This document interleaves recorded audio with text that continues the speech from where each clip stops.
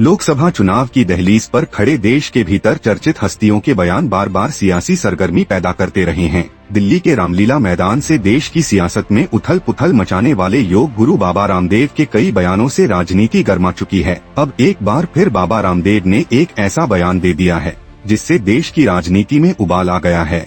योग गुरु बाबा रामदेव ने अब राम मंदिर, हिंदू और मुसलमान और उनके पूर्वजों को लेकर जो बयान दिया है वह सोशल मीडिया पर आफत मचा रहा है। हालांकि बाबा रामदेव अक्सर खुद को राजनीति से अलग बताते हैं, लेकिन बाबा के बयान हर बार देश में राजनीतिक बखेड़ा कर देते हैं। 2014 में योग गुरु का काले धन वापसी और 35 रुपए लीटर पेट्रोल मिलने वाला बयान अभी भी सियासी गलियारों में घूम रहा है। अब अपने ताजा बयान में योग गुरु बाबा रामदेव ने कहा है कि भगवान राम हिंदुओं और मुसलमानों सभी के पूर्वज हैं, जिसके बाद देश में सियासी बहस छिड़ गई है। बाबा रामदेव यूपी के अमरोहा में एक कार्यक्रम में पहुंचे थे। बाबा रामदेव का यह बयान ऐसे समय में आया है जब देश भर में भगवान राम के नाम की चर्चा हो रही है।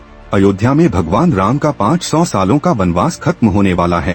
अयोध्या में राम मंदिर बन रहा है और देश में इसी साल लोकसभा चुनाव भी होने हैं। ऐसे में बाबा रामदेव ने भगवान राम व हिंदू मुसलमान को लेकर जो बयान दिया है उससे देश की सियासत गर्मा गई है। सेक्युलर पार्टियां बाबा रामदेव के बयान पर आपत्ति जता रही हैं। विपक्षी पार्टियों पर कटाक्ष करते हुए बाबा रामदेव ने कहा कि जो पार्टियां राम मंदिर का विरोध कर रही हैं, उन्हें वैसा ही फल मिलेगा। बाबा रामदेव का इशारा इस बात से कांग्रेस और दूसरे सेक्युलर दलों की ओर था। बाबा रामदेव ने कहा कि राम मंदिर कोई राजनीतिक मुद्दा नहीं है, लेकिन राम मंदिर यह सभी को मालूम है कि राम मंदिर दशकों से भाजपा के एजेंडे में शामिल रहा है। राम मंदिर पर बहस, मुकदमेबाजी और आरोप प्रत्यारोप की राजनीति के सहारे सरकारें बनी और गिरी हैं।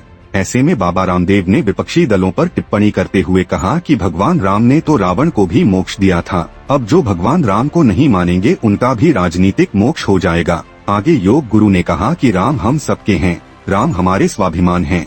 राम मंदिर को लेकर चल रही बहस और अलग अलग पार्टियों के नेताओं की टिप्पणी पर बोलने से रामदेव ने मना कर दिया। अब बाबा रामदेव के इस बयान पर चर्चा शुरू हो गई है।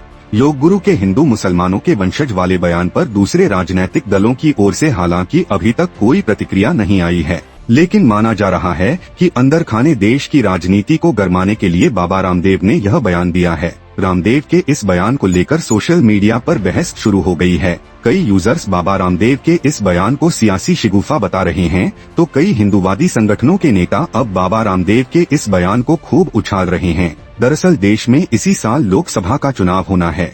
ऐसे में भाजपा अयोध्या में बन रहे राम मंदिर निर्माण को लेकर पूरे देश में माहौल बना रही है। प्राण प्रतिष्ठा समारोह के दिन पूरे देश को राममय बनाने की तैयारी चल रही है। पीएम मोदी और मुख्यमंत्री योगी लगातार अयोध्या के दौरे कर रहे हैं। आरएसएस और भाजपा की पूरी चुनावी रणनीति भी राम मंदिर के इर्द गिर्द ही घूम रही है। दूसरी ओर विपक्षी दल भी राम मंदिर को लेकर भाजपा पर निशाना साध रहे हैं। कांग्रेस प्रदेश अध्यक्ष अजय राय ने पीएम मोदी के दौरे को आस्था की मार्केटिंग तक बता दिया था। ऐसे माहौल में बाबा रामदेव का बयान देश की सियासत में बड़ी चर्चा का विषय बन गया है। योग गुरु बाबा रामदेव महर्षि दयानंद की जयंती के मौके पर आयोजित कार्यक्रम में छात्र छात्राओं को संबोधित करने के लिए अमरोहा पहुंचे थे।